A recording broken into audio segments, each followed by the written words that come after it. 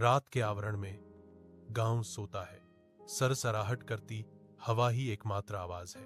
Zara अकेले संकरी राह पर चलती है। उसके कदमों की आहट शांत धरती पर धीमी है।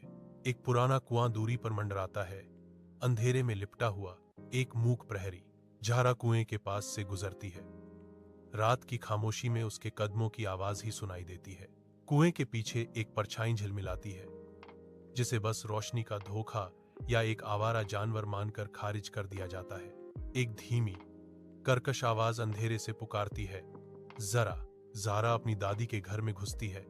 दरवाजा इस तरह पटकती है जैसे किसी बुरे सपने को बंद करने की कोशिश कर रही हो। मुड़ते ही वह दर्पण में एक भयावह प्रतिबिंब का सामना करती है, एक छाया जो उसके पीछे अशुभ रूप से छिपी हुई है।